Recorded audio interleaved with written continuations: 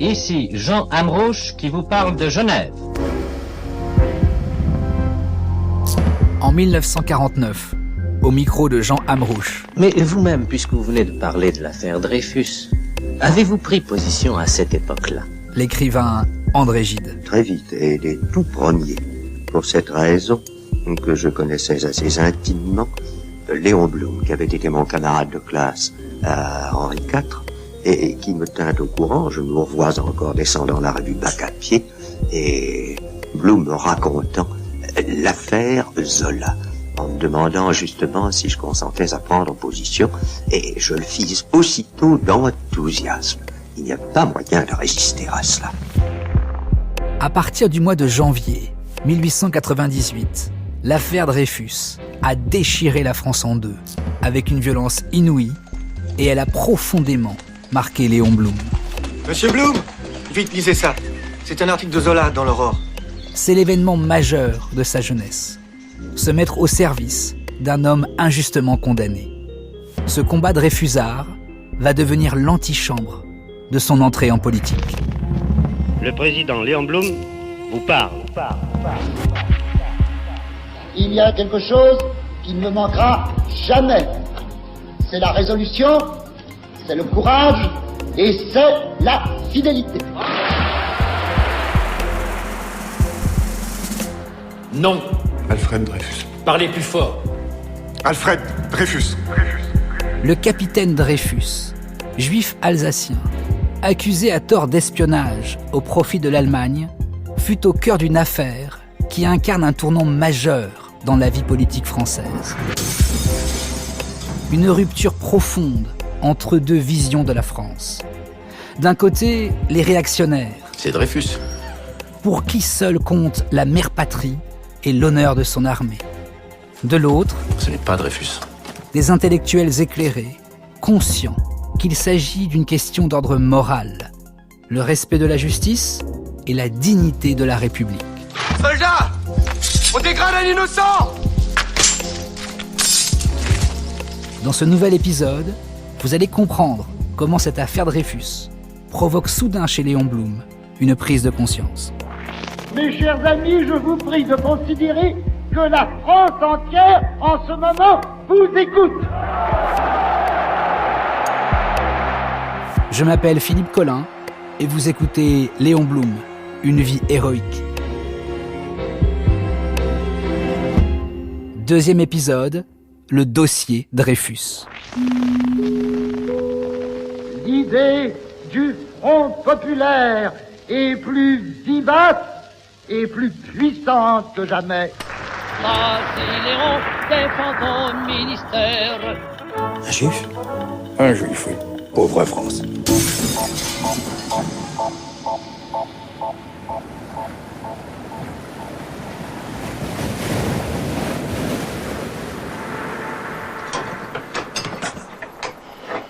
Le récit débute durant l'été 1897. Pourquoi cette mise au fer, commandant? C'est une mesure de sécurité imposée par Paris. Depuis 2 ans déjà, Alfred Dreyfus est en détention sur l'île du Diable, au large de la Guyane. Il a été condamné pour espionnage, affaire classée. Monsieur le Président de la République, je me permets de vous demander que ce journal écrit au jour le jour soit remis à ma femme. On y trouvera peut-être, Monsieur le Président, des cris de colère. Car je vous le répète une fois de plus, Monsieur le Président, je suis innocent. Il clame son innocence, mais pour tout le monde, c'est un traître à la patrie. De son côté, en août 1897, Léon Blum est en vacances à Enghien-les-Bains. Le jeune conseiller d'État a loué une jolie maison d'été avec sa femme et leurs amis. Il a 25 ans et la vie devant lui. À quoi ressemble-t-il ? Il faut imaginer Léon Blum comme un bel homme, très fin. Dominique Missika, historienne. Assez dandy, mince, très soucieux de sa personne, d'une élégance sophistiquée, des guêtres, un chapeau, des lunettes, une moustache bien sûr. Il a le goût du beau, c'est un esthète. Un esthète qui reçoit à Enghien-les-Bains, en août 1897, la visite d'un ami cher. Bonjour Lucien. Bonjour. Léon, c'est Lucien R qui vient d'arriver. L'homme arrive de Paris à bicyclette. Il s'appelle Lucien R, H-E-2-R. Qui est-il ? Lucien R occupe un poste absolument essentiel dans ces années 1890, 1900, et même un peu plus tard. Pierre Birnbaum est historien et biographe de Léon Blum. Puisqu'il est le bibliothécaire de l'École normale supérieure. Donc il est normalien lui-même. Il va jouer un rôle absolument essentiel parce qu'il va irriguer au fond des générations entières de normaliens. Ce personnage d'Alsacien qui en avait toute la stature, Alsacien du Haut-Rhin. Madeleine Rébériou nous propose un portrait de Lucien R. Grand, massif, mastoc, homme de silence qui se marie très tard, qui se veut le plus âgé, mais le compagnon des jeunes dont il est bibliothécaire à l'École normale supérieure. Ne pas oublier qu'il déjeune tous les jours avec eux, sans aucune exception. Il déjeune tous les jours à l'école, jusqu'au moment où il se marie. Alors cette espèce de fraternité d'un aîné, de fraternité de quelqu'un qu'on respecte, va jouer certainement un rôle. De même, me semble-t-il, le fait que cette fraternité vient de quelqu'un qui était un savant et qui s'est toujours voulu tel, qui se définit comme une image du savant. Enfin, c'est une figure morale, Lucien. Et c'est lui qui, en 97, à la fin 97, rencontre Léon Blum et lui dit, vous savez, Alfred Dreyfus est innocent. Dans la chaleur de l'été, Léon Blum lui répond, qui ça ? Dreyfus, Alfred Dreyfus, le capitaine juif. Il est innocent. Je le jure, je suis innocent. Léon Blum avait un peu oublié ce dossier, comme à peu près tout le monde. Mais sur les rives du lac d'Enghien, Lucien R lui démontre que Dreyfus est un innocent qui croupit sur l'île du Diable. Donc c'est à travers Lucien R qui joue un rôle essentiel dans cette prise de conscience de l'innocence du capitaine, que va aussi se former un groupe des premiers Dreyfusards auxquels vont participer les différentes revues, Peggy. Il anime un milieu intellectuel et il lui donne un ressort politique, d'engagement politique. Lucien R, personnage méconnu mais central dans l'affaire Dreyfus. Revenons en arrière. En 1895, Alfred Dreyfus a été condamné au bagne à perpétuité. Accusé d'avoir livré aux Allemands des documents secrets. Les Juifs sont lâches. Ce sont des hommes de l'ombre et de l'intrigue. Je vous garantis que Dreyfus va s'effondrer dès qu'il se verra démasqué. Dans un contexte de revanche, où la France aspire à récupérer l'Alsace-Moselle, cet officier juif est le coupable idéal. Un traître, un mauvais Français, un espion. Et en 1895, personne ou presque ne doutait de sa culpabilité. Dreyfus est coupable. Il répond tout à fait au portrait idéal du traître. Alors, comment réagit Léon Blum face à la démonstration de Lucien R 2 ans plus tard ? Lorsque Blum apprend que Dreyfus est innocent, et il faut dire qu'il n'a pas beaucoup prêté attention durant ces 3 années au destin du capitaine, pas plus que la société française dans son ensemble, qu'il a laissé tomber complètement. L'historien Pierre Birnbaum. Il va s'engager. Il va s'engager de manière très vive, très forte. Il va délaisser son travail d'écrivain, son travail d'intellectuel. Il va s'engager vraiment. Et il peut le faire d'autant plus que précisément il est un juge d'État. Il est un juriste.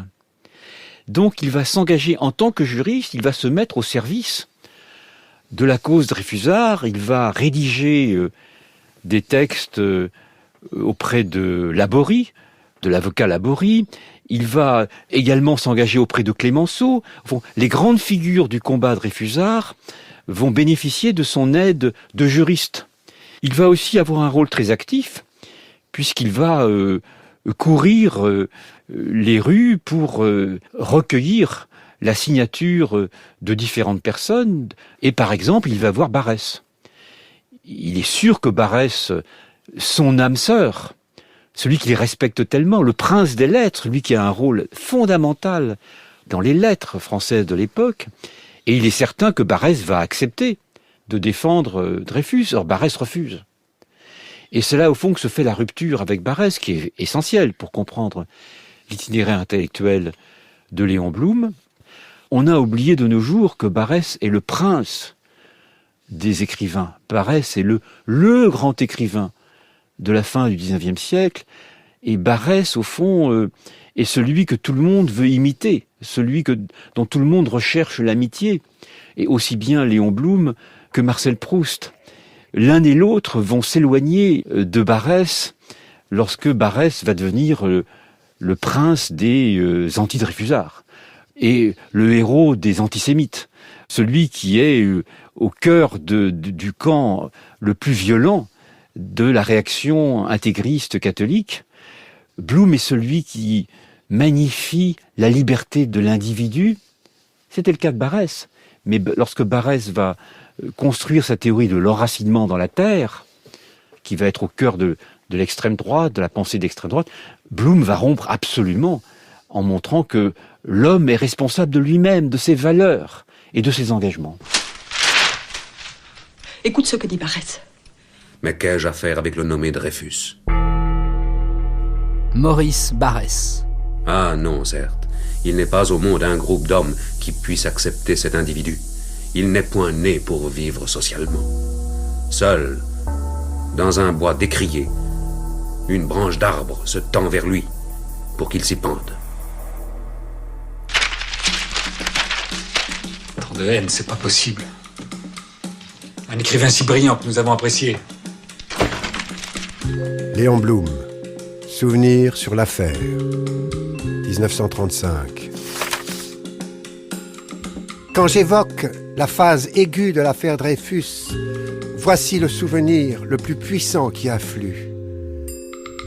Ni pour mes amis, ni pour moi, la vie ne comptait. Nous nous serions sacrifiés sans la moindre hésitation pour la vérité et pour la justice. Quelle leçon Léon Blum tire-t-il de cette affaire Dreyfus, Pierre Birnbaum? Moi, je pense que il n'est pas dans la plainte, Blum. C'est un amoureux de la République et c'est quelqu'un de combatif. Donc, contrairement à une certaine interprétation larmoyante qui voit dans l'affaire Dreyfus la trahison de l'État, dans une certaine manière, c'est vrai. L'état-major trahit les Juifs et Dreyfus. L'État lui-même fait le dos rond et ne s'engage pas dans ce combat pendant très longtemps. Il me semble que néanmoins, la leçon que Blum va en tirer, elle est différente. Et c'est une leçon plus positive, plus optimiste. C'est-à-dire que c'est une leçon où, au bout du compte, néanmoins, en 1906, l'État républicain, la Cour de cassation reconnaît l'innocence du capitaine.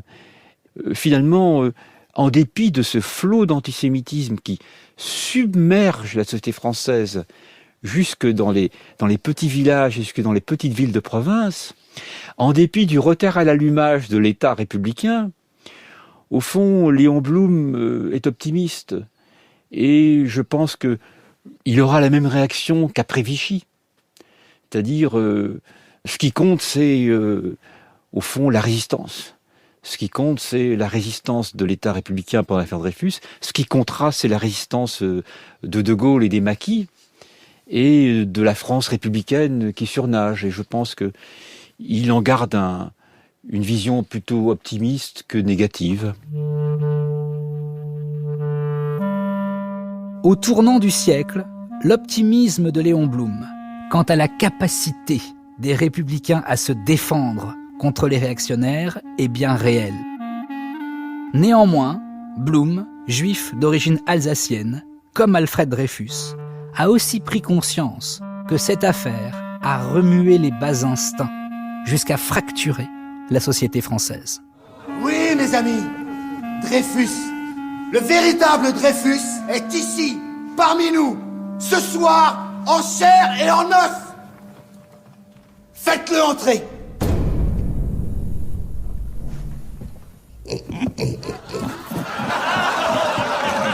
Le voilà, votre Dreyfus. Le voilà. Un sale porc déguisé en soldat.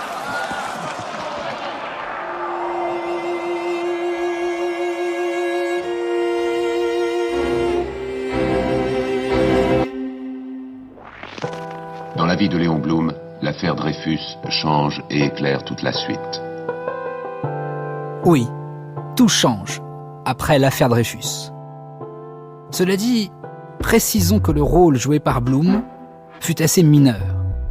Il n'avait pas 30 ans et il s'est engagé dans le combat avec ses armes à lui. En tout cas, cette affaire est centrale pour comprendre la suite. Excusez-moi, messieurs, Jaurès, c'est lequel? C'est lui. C'est lui notre seul espoir.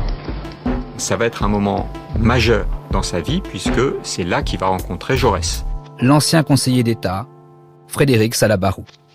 C'est là que va se faire cette rencontre essentielle avec un Jaurès qui fait beaucoup de chemin, puisque en 94, début 95, il considère que c'est un problème que la loi ne permette pas d'exécuter le traître Dreyfus. Il est ensuite très en phase avec l'idéologie classique du socialisme consistant à dire c'est une affaire de bourgeois, ne nous mêlons pas de la question de savoir si Dreyfus est innocent ou pas, ça n'est pas le problème du prolétariat. Et puis ensuite, il a conscience que derrière l'affaire Dreyfus, il y a quelque chose de fondamental, c'est la justice et l'homme. Et que le drame de Dreyfus est en réalité universel et concerne tout le monde. Et donc, à partir de 1897-98, Jaurès va basculer et va prendre un rôle très important. Il va écrire L'Épreuve, qui est l'équivalent du J'accuse de Zola, moins connu, et va être extrêmement aux côtés de Dreyfus pendant toute cette période. Donc cette rencontre est absolument essentielle. Et quand on parle de Blum, vous dites Blum, une vie héroïque, Dreyfus est un héros français extraordinaire. Moi, je suis fasciné par le retournement de l'histoire dans l'affaire Dreyfus.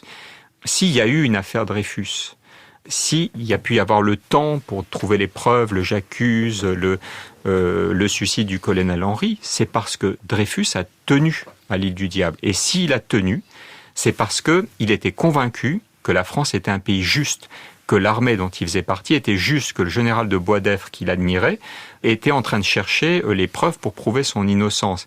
Et en réalité, c'est assez passionnant parce que l'antisémitisme qui se déploie dans l'affaire Dreyfus, c'est la phrase terrible de Maurice Barrès que Dreyfus ait pu trahir, je le conclus, de sa race, qui est la phrase la plus antisémite et la plus inhumaine qui soit, c'est parce que Dreyfus n'était pas ce que les antisémites considéraient, qu'il était profondément attaché à son pays, qu'il y croyait, qu'il a pu survivre et qu'il a pu démentir les accusations dont il faisait l'objet. Donc il y a quelque chose de magique, au-delà de tout ce que l'affaire Dreyfus représente, dans ce destin personnel de Dreyfus.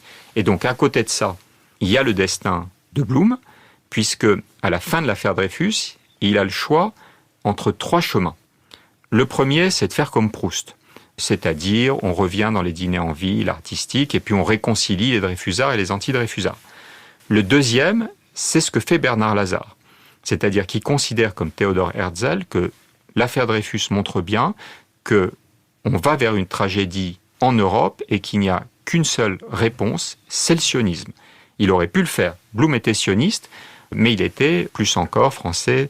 Et puis la troisième chose, c'est je m'engage dans le socialisme aux côtés de Jaurès, pour la justice. Et c'est ce choix qu'il fait. Donc c'est un moment très important, mais il aurait pu faire les autres choix.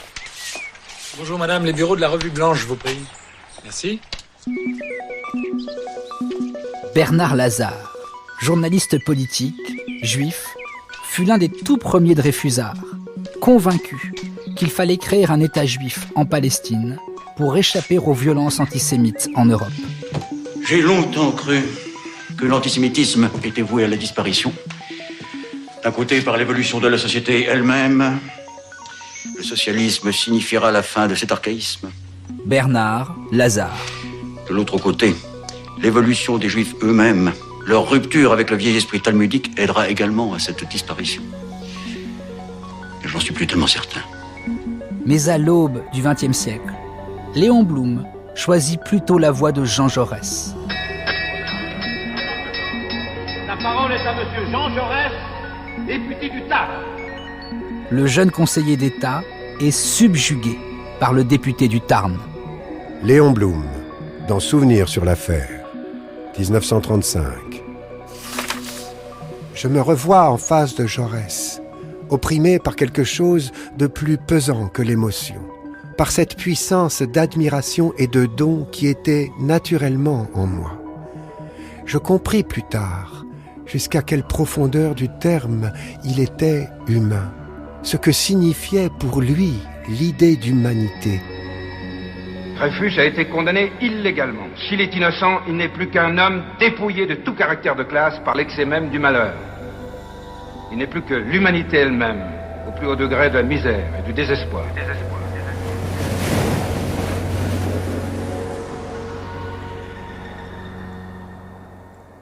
Alors, vous l'avez dit, cette affaire Dreyfus va lier une amitié très forte entre Léon Blum et Jean Jaurès. Quel rôle joue alors Jaurès sur le jeune Léon Blum parisien du début du XXe siècle? Alors, c'est pas une amitié, c'est en ça que c'est passionnant, c'est une admiration totale. Il n'y a pas tellement d'écart d'âge entre Blum et Jaurès. Mais en revanche, dès le premier regard, et il le raconte d'ailleurs, il se place en disciple. C'est-à-dire qu'il comprend qu'il a en face de lui quelqu'un d'exceptionnel. Et Jaurès est exceptionnel. Il est intellectuellement exceptionnel. Il a une culture classique qui est totalement hallucinante, de la poésie grecque, latine. C'est quelqu'un qui vit complètement dedans. C'est un homme politique qui est extrêmement doué, engagé, probablement, c'est ce qui se disait à l'époque, le plus grand orateur depuis Mirabeau. C'est quelqu'un qui est capable également, alors qu'il est déjà un homme politique très installé, de devenir historien et qui écrit une histoire très intéressante, l'histoire socialiste de la Révolution française, qui est tout à fait passionnante, qui a écrit sa deuxième thèse, comme c'était le cas en latin, sur les origines du socialisme allemand, c'est-à-dire que contrairement à ce qu'on pense, Jaurès connaît bien le marxisme et pour une part, il est marxiste. Et puis, il a une pensée extrêmement structurée, c'est plus qu'un humaniste. Et donc, Blum va comprendre ça et il va se placer, non pas en égal, voire un peu en critique de ce type, avec une barbe mal fagotée, voilà, avec des taches partout, en mangeant n'importe comment. Il comprend très vite qu'il a quelqu'un d'exceptionnel et il va apprendre avec lui. Il va apprendre sur le terrain des principes et il va apprendre ce qu'est le socialisme, qui est d'une complexité, le socialisme français, une complexité absolue. Jusqu'à la fin de sa vie, Léon Blum a conservé son admiration pour Jaurès. Nous sommes en 1947, sous la coupole du Panthéon. Léon Blum a 75 ans. Épuisé par la vie, il souhaite cependant rendre un dernier hommage à son maître en politique. Nous sommes ici les anciens du parti. Toutes les femmes et tous les hommes qui sont ici ont connu Jean Jaurès, ont vécu près de lui, ont vécu et lutté à ses côtés. Je fais appel à leur témoignage. N'est-il pas vrai que l'homme près de qui nous avons vécu, dont nous avons familièrement contemplé l'image vivante, dont nous avons entendu la voix et serré la main, était vraiment, authentiquement, un des génies cardinaux de la France moderne et un des héros de l'humanité.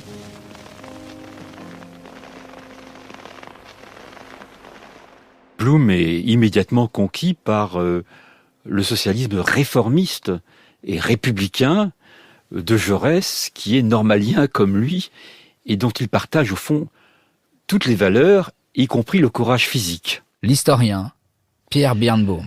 Dans les premières années du XXe siècle, ils sont très proches. Et Blum va se faire au fond l'apôtre de la pensée de Jaurès, qui défend un rôle de l'État, et il va théoriser cette pensée en esquissant une opposition qui va être majeure à son époque entre la destruction de l'État et l'occupation de l'État. Au fond, il va essayer de montrer qu'il n'est pas nécessaire de détruire l'État, comme le veut le courant blanquiste, qui est extrêmement important à l'époque. Arrêtons-nous un instant sur le courant blanquiste. Votre nom, Blanqui. Votre prénom, Louis-Auguste. Auguste Blanqui, né en 1805, a participé activement à tous les mouvements populaires en France, depuis les journées révolutionnaires de 1830 jusqu'à la Commune de Paris. Construction d'une barricade 2R au carrefour 2R du Point du Jour. Blanqui est mort en 1881, mais à la fin du XIXe siècle, ses héritiers sont puissants et ils aspirent à la destruction de l'État bourgeois. Ne jamais négocier, ne jamais voter et prendre les armes quand il le faudra. Alors, entre les blanquistes, les réformistes et les marxistes, les socialistes français sont tiraillés par les divisions. Néanmoins, aidé entre autres par Léon Blum et par l'affaire Dreyfus, Jaurès parvient en 1905 à réaliser l'impossible. Nous allons assister demain à Paris à un véritable miracle. Les socialistes français, rois de la division, spécialistes des divergences et des oppositions, vont enfin s'unir. En 1905, au congrès du Globe à Paris, à la salle du Globe, boulevard de Strasbourg, les socialistes français, entraînés par un élan européen, se réunissent enfin sous la bannière de la SFIO, la section française de l'Internationale ouvrière. Debout, les damnés de la terre. Debout, les forçats de la faim. C'est le premier congrès socialiste. Dans la foulée de l'affaire Dreyfus, au contact de Jaurès, Léon Blum prend goût à la politique et il trouve des fonds pour créer le journal L'Humanité, organe de presse qui sert à fédérer la gauche socialiste. Il est beau, non? Anatole France, Lucien R, Léon Blum. Les plus beaux talents de Paris, nous avons 17 agrégés. Oui, mais où sont les journalistes? Nous devrions appeler le journal Les Humanités. Cela dit, une fois l'union réalisée, en 1905, Léon Blum est perplexe. Il comprend pas, même s'il restera très proche de Jaurès toutes ces années jusqu'en 1914, il ne comprend pas le choix fondamental que fait Jaurès. Frédéric Salabarou, ancien conseiller d'État. Jaurès, qui aurait pu être ministre, considère que la seule chose qui compte, c'est l'unité du mouvement socialiste par-delà les différences. Et donc la condition de l'unité du mouvement, c'est d'accepter de se rallier à un parti unifié qui prend le verbe et la doctrine orthodoxe marxiste. Et ça, c'est pas compréhensible, ni pour Blum, ni pour Lucien R. Donc tous ces gens s'éloignent de Jaurès. Et Blum ne comprend pas ce qui est très essentiel dans l'histoire du socialisme, c'est que, évidemment, on peut être très différent, voire d'accord sur rien. La seule chose qui compte, c'est l'unité. Quitte à faire l'unité dans la radicalité. Et d'ailleurs, ça résonne de manière incroyable avec la période dans laquelle on est aujourd'hui.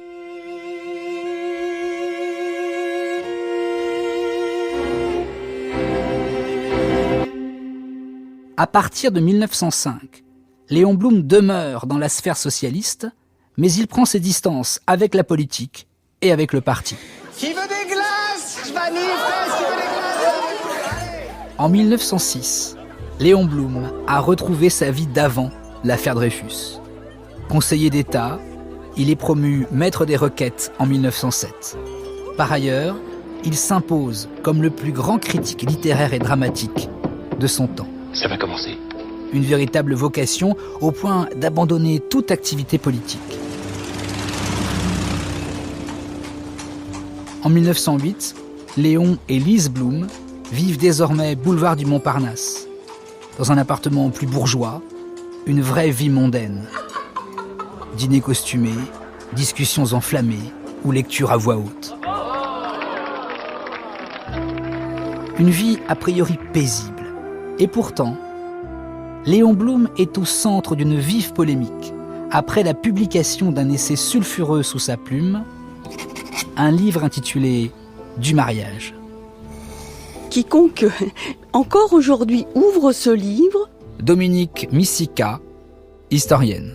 Se dit, mais est-ce possible qu'en 1907, un Léon Blum écrive que les femmes doivent bénéficier de l'égalité avec les hommes et bénéficier d'une liberté sexuelle. Elles doivent connaître le plaisir avant d'épouser leur mari.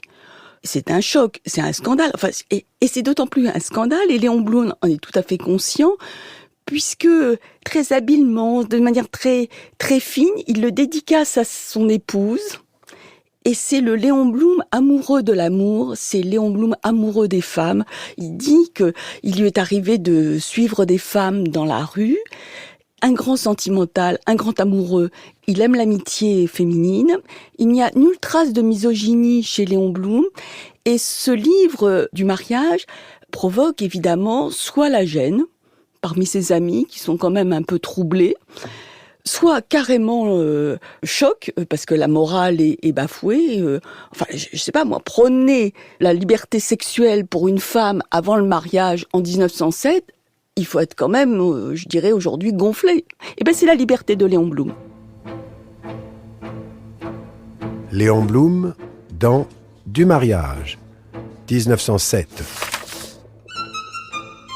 L'homme et la femme sont d'abord polygames, puis, dans l'immense majorité des cas, parvenus à un certain degré de leur développement et de leur âge, on les voit tendre et s'achever vers la monogamie. Le vice du mariage actuel, c'est qu'il unit un homme déjà parvenu à la période monogamique avec une femme encore neuve, avec une femme qui, normalement, avant de se fixer, devrait dépenser, épuiser l'instinct de polygamie qui est en elle. Du mariage, c'est un livre qui pose clairement que cette institution fonctionne mal. Et pourquoi fonctionne-t-elle mal ? Pascal Horry, historien. Parce que c'est l'union légale, c'est un juriste qui parle, membre du Conseil d'État, etc., entre un désir qui a déjà été assouvi ailleurs, c'est celui de l'homme. Donc c'est une lecture genrée, comme on dirait aujourd'hui, alors que la femme doit, en bonne logique, une femme respectable, arriver vierge au mariage. C'est tout à fait clair. Il est question de sexualité. C'est un livre où il est question de sexualité. Et vous imaginez, ou plutôt on imagine peut-être plus aujourd'hui, le scandale. L'extrême droite antisémite, qui ne connaissait pratiquement pas Blum, a bien repéré qu'il était juif, etc. Et vous avez un journal d'extrême droite de l'époque qui a titré à la sortie de ce livre « La pornographie au Conseil d'État ». C'était de la pornographie, puisque ça consistait à dire « Mais pourquoi donc cette injustice qui consiste à obliger les femmes à rester vierges ?» Vous imaginez, il y avait même des propositions encore plus audacieuses dans le livre. Et résultat, ça resservira dans la propagande d'extrême droite contre Blum. En 1937, l'éditeur Albin Michel, le sens du commerce, ressort du mariage, et alors c'est une campagne d'une extrême violence. Léon Daudet se déchaîne en parlant de cette ordure qu'on réédite.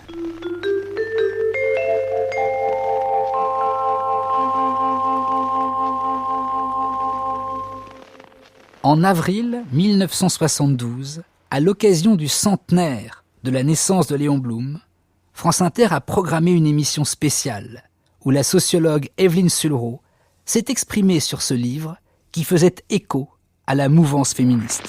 Je crois que l'idée la plus neuve de Léon Blum là-dedans, c'est la polygamie nécessaire pour la femme pendant une période de sa vie. Et c'est pas seulement le plaisir, c'est changer d'homme, ce qui va beaucoup plus loin encore. puisque sa grande théorie dans ce livre, c'est que la femme comme l'homme, ou l'homme comme la femme, parce qu'il y a tout le temps un équilibre tenu par l'auteur entre les deux sexes, ont une période où ils tâtonnent, ils recherchent l'amour pour l'amour, le plaisir pour le plaisir, avec des partenaires différents. Après quoi, il y aurait une envie de se fixer et que le mariage devrait intervenir seulement à ce moment-là, et pour les femmes comme pour les hommes. Et naturellement, il en vient dans un chapitre qui se situe à la fin de son livre, au problème des enfants.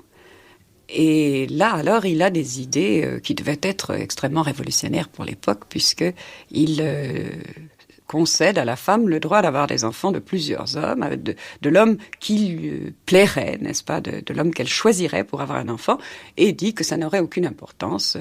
L'homme mûr, arrivé à la période où il a envie du mariage, de la stabilité, serait très content de trouver des enfants tout faits, dit-il. Oui, parce qu'il faut redire, Pascal Auric, qu'il propose quelque chose comme solution pour rendre le mariage plus efficace, c'est que la femme arrive au mariage avec autant d'expérience sexuelle que l'homme. Ce qui effectivement pose problème dans une société puritaine et chrétienne. D'ailleurs, l'extrême droite dira œuvre satanique. C'est le juif qui vient dissoudre la famille chrétienne. Il est évident que les thèses de Blum, le pauvre n'y avait pas pensé, alimentent tout un discours antisémite sur le juif fondamentalement destructeur, et qu'il a détruit la famille chrétienne, la famille française, qui humilie la femme, qui l'insulte en quelque sorte.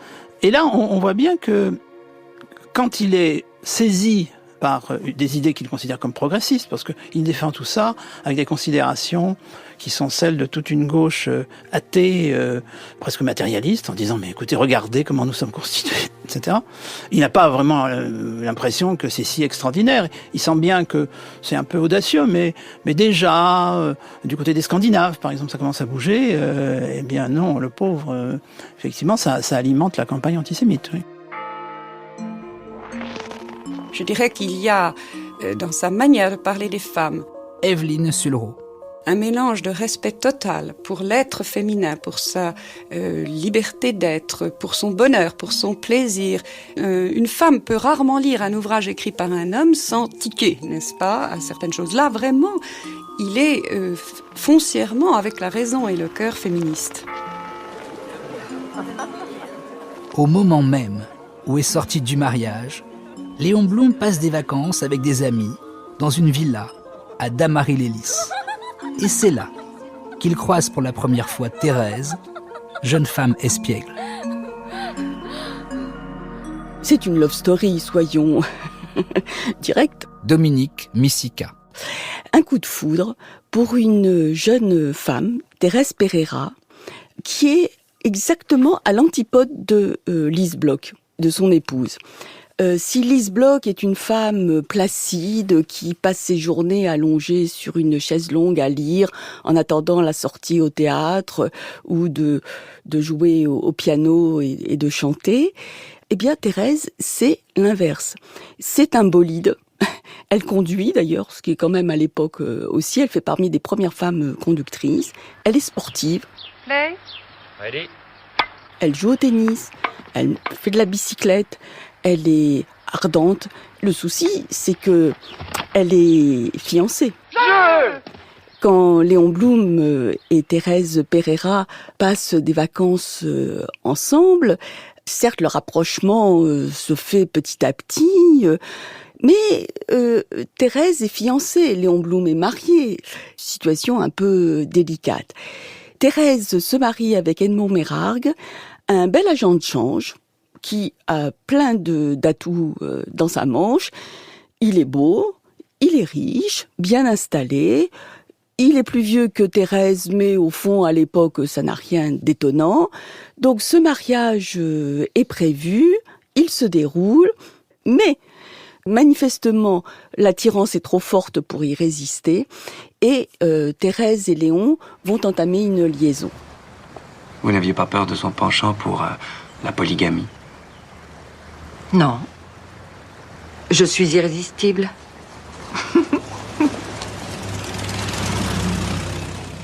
Cette liaison débutera en 1911, après qu'ils se soient recroisés un soir par hasard sur les grands boulevards. C'est une rencontre qui va compter dans la vie de Léon Blum. Nous y reviendrons. Madame le roi. Mais pour l'instant, il est marié et monopolisé par sa passion pour le théâtre. Léon Blum, dans les annales du théâtre et de la musique, 1913. Je suis critique de profession et, si j'ose dire, de vocation. Je ne me suis jamais mêlé de théâtre que pour compter et juger les pièces des autres. Léon Blum est devenu un critique littéraire et dramatique très en vue. Parfois même à ses risques et périls, comme en 1912, où il dut en découdre à l'épée au Parc des Princes, vêtu d'un maillot noir et de chaussures de tennis gris clair. Les débats tournent parfois au combat singulier. Léon Blum, critique littéraire déjà féru de politique, attaque son collègue Pierre Weber.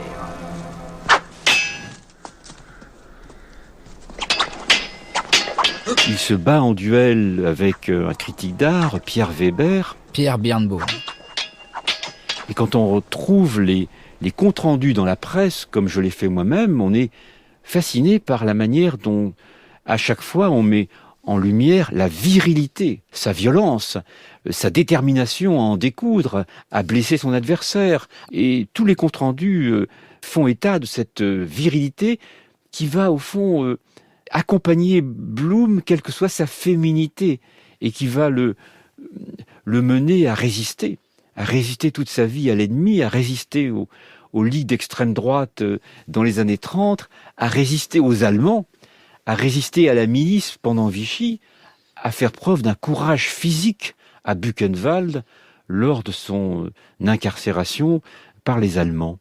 Donc je pense que cette dimension, on a à la fois un être qui présente deux faces, un être séducteur, féminin peut-être dans sa manière d'être, avec cette petite voix fluette avec laquelle il prend la parole, et puis en même temps un être qui n'hésite pas à se battre physiquement et à affronter l'adversaire, à lui résister. Vous évoquiez ce duel avec Pierre Weber, il existe des images tournées. Si on va sur YouTube aujourd'hui, on peut voir le duel de 1912 face à Pierre Weber.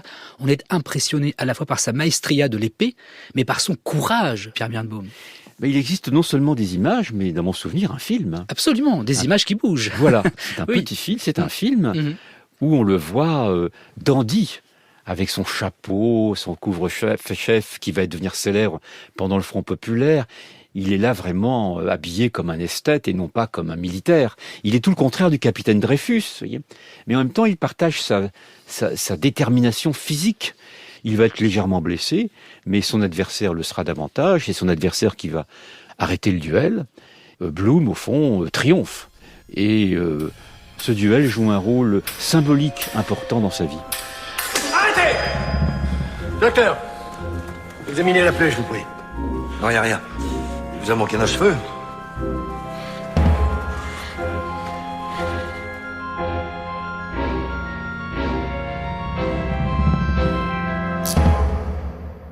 Cette vie mondaine de Léon Blum n'est pas dénuée d'inquiétude quant au péril de la guerre en Europe.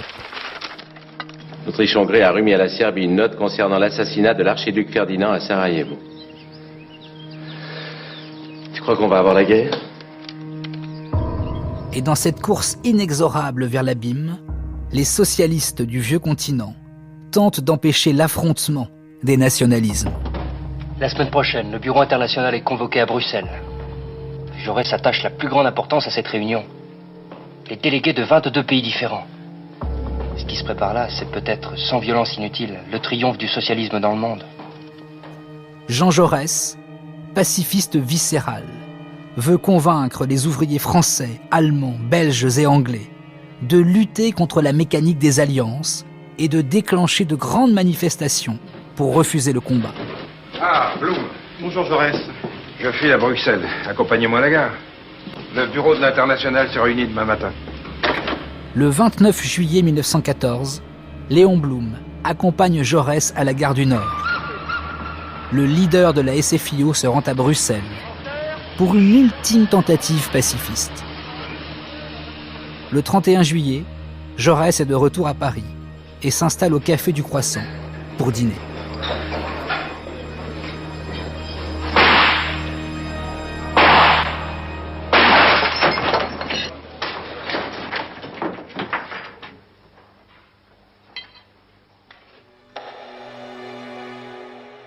En 1964, la télévision française a retrouvé un des témoins oculaires de l'assassinat de Jean Jaurès en 1914. Il s'appelle Georges Veil.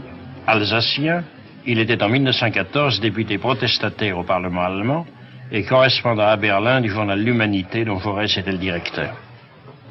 Il y a 50 ans, jour pour jour, j'étais ici à cet endroit, assis en face de Jaurès, et c'est là où j'ai vu surgir, derrière Jaurès, un bras au point duquel il y avait un revolver dressé contre la tête de Jaurès. 2 coups de feu. Jaurès tombe. Une voix, celle de Madame Poisson. Ils ont tué Jaurès, ils ont tué Jaurès. Jaurès est étendu sur des serviettes, sur une table de marbre. Et 3 secondes après, 5 secondes après, la voix du médecin, messieurs, monsieur Jaurès est mort.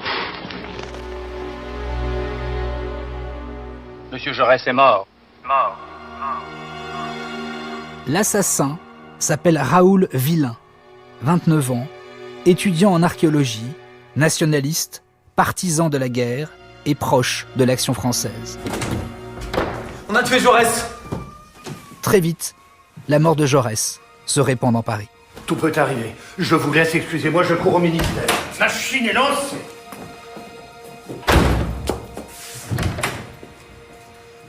Léon Blum est prévenu, il se précipite au domicile de Jaurès.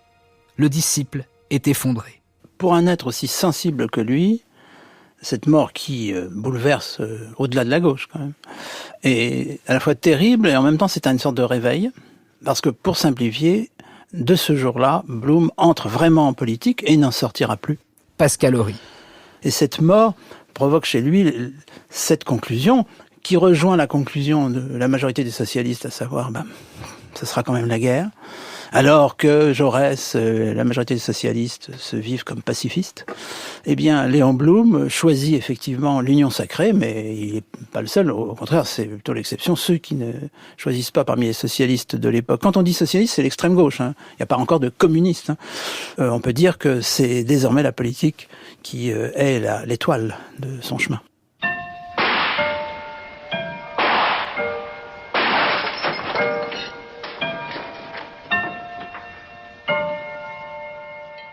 Monsieur Jaurès est mort.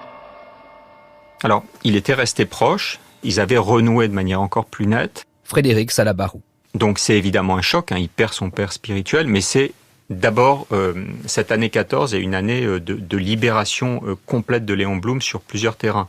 Il perd sa mère, ce qui n'est jamais neutre, il devient un homme. Il va perdre Jaurès, et l'héritage de Jaurès est compliqué à porter, donc il est désormais le porteur d'une époque du socialisme et d'une vision du socialisme. Et puis, il y a quelque chose qui n'est pas neutre.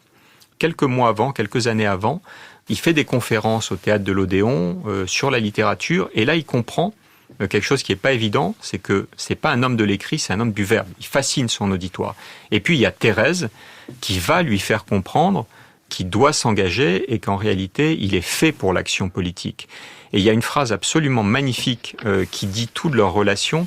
Elle dit c'est ma faute, je le sais. C'est à cause de moi que vous vous êtes lancé dans cette politique active qui vous dévore. Et je le déplore. Mais que faire? Je ne peux pas me passer de toi. On voit cette espèce de mélange, le tu, le vous, l'amour, l'engagement. Donc elle est nécessairement, sans avoir jamais cherché à lui dicter sa conduite, à l'a poussé à assumer une voie vers laquelle, de toute façon, il avait la tentation depuis très longtemps d'aller. Donc tout ça se focalise avec un moment magique, cinématographique.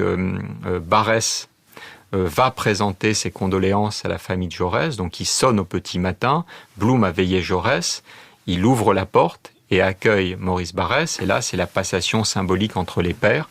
Désormais, son père spirituel, c'est Jaurès, et surtout, ce qui est important, parce que il n'y a pas que de l'idéal, il y a aussi de l'ambition.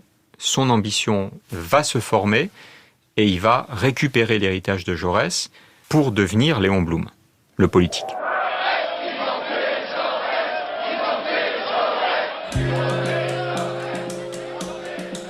La mort de Jaurès est un coup de tonnerre dans le ciel de l'Europe. Et en France, la SFIO décide aussitôt de rejoindre l'Union sacrée pour défendre la République. C'est le consentement à la guerre. En 1914, Léon Blum a 42 ans et une première vie pour lui s'achève avec la mort de Jean Jaurès. Jusqu'ici, il était un homme double. Il est double parce que probablement jusqu'en 1920, beaucoup de choses sont doubles chez lui. Il a voulu être un écrivain, mais il fait quand même l'école normale supérieure, mais il hésite et il finit par s'y faire renvoyer. Donc il y a une hésitation, est-ce qu'il devient un poète comme ses amis, ou au fond, est-ce qu'il est rangé ou pas? Ensuite, il va faire son droit et rentrer au Conseil d'État, épouser une fille de son milieu. Et donc, il y a cette idée, il faut être raisonnable et faire des choses. Et d'ailleurs, il les fait bien. Léon Blum a été un très bon commissaire du gouvernement au Conseil d'État. Il y a 4 grands arrêts aux conclusions Léon Blum au recueil. Ça peut paraître très technique, mais symboliquement, c'est essentiel. Et d'ailleurs, vous allez au Conseil d'État, il y a une salle Léon Blum avec des écrits, des choses qui lui ont appartenu, qui montrent bien qu'il n'était pas n'importe qui. Donc, il y a ça, mais au même moment, il vit comme un critique littéraire. Et d'ailleurs, il y a une préface d'un de ses recueils de critiques où il dit « Je suis critique littéraire de profession », oubliant qu'au même moment, il est conseiller d'État. Donc, il y a toujours cette double aspiration, l'aspiration à la sécurité, l'aspiration, entre guillemets, à l'art ou à l'aventure, qu'on va retrouver de manière extrêmement forte dans sa vie privée. À partir de 1911 et jusqu'à la mort de Lise, sa première épouse, il a en réalité 2 femmes, Lise et Thérèse, l'une incarnant son milieu, la sécurité, l'attachement qu'il a à son fils, et l'autre, la passionnariat politique qui va finir par l'amener au socialisme. Donc pendant des années, il est double, et il se cherche probablement avec une frustration qui est très très forte. Mais à l'intérieur de ça, ça reste quelqu'un de très profond et de très sérieux. Donc, il est dans une recherche très très longue, puisque jusqu'à l'âge de 50 ans, ce qui est très vieux à l'époque, il se cherche. D'ailleurs, il y a un parallèle que je fais aussi souvent, parce que je les mets en parallèle avec le général de Gaulle, qui lui aussi a dû attendre 50 ans, en juin 40, pour au fond s'affirmer. Lui aussi s'est cherché terriblement. Et je trouve que ce qui est intéressant, à travers ces 2 personnages, et c'est ce qui m'a plu chez Blum, c'est qu'il y a aussi des gens qui ne naissent pas tout faits pour devenir des hommes d'État, et ils le sont par un parcours qui peut être chaotique.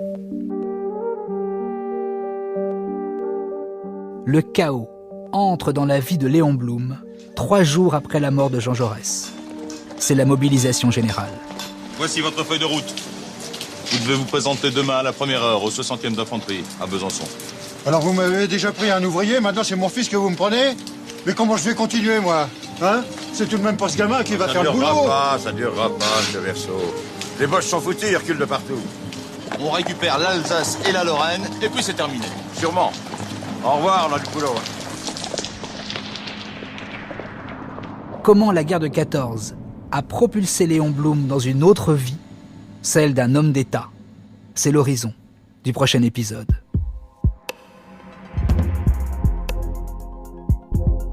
Léon Blum, une vie héroïque. Un récit de Philippe Collin, réalisé par Violaine Ballet. Lecture, Charles Berling et Bérangère Varluzel. Assistance éditoriale, Irène Menahem. Documentation sonore, Frédéric Martin et Romain Couturier. Mixage, Benjamin Orgeret. Prochain épisode, Le gardien de la vieille maison.